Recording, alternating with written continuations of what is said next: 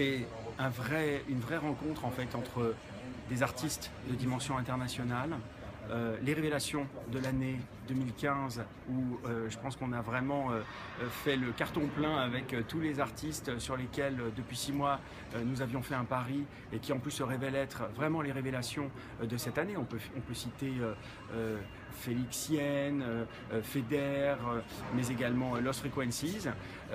C'est également Aki Makli, qui est directeur artistique de Radio FG, qui a pris le parti de justement présenter en avant-première tous les hymnes de cet été pour justement les faire partager avant tout le monde, avant même pour certains morceaux, avant qu'ils ne soient diffusés sur Radio FG. C'était un peu le parti pris et le pari de l'événement.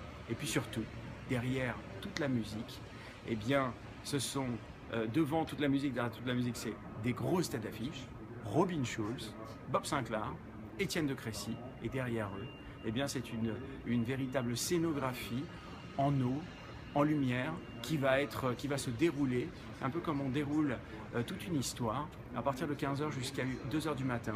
Ça va être pratiquement 12 heures de fête, de musique, et où une belle histoire va se raconter au nouveau stade Vélodrome à Marseille. Avec des DJ locaux aussi? Bien sûr. Alors le parti pris, il est aussi justement de faire en sorte que les artistes et les talents locaux aient été mis en avant.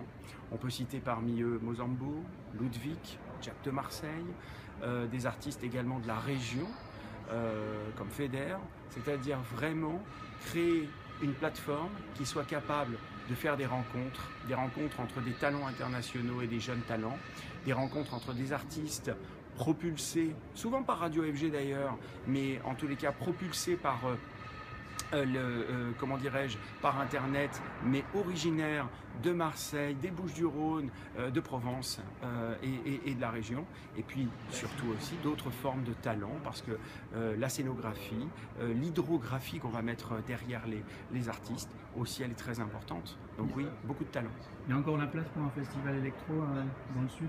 En tous les cas, il y a une véritable appétence, et puis surtout, j'ai pas le sentiment qu'en PACA, il y a un festival aujourd'hui qui soit capable de fédérer à la fois des artistes de dimension internationale dans un lieu aussi féerique et magique et symbolique que le nouveau stade Vélodrome.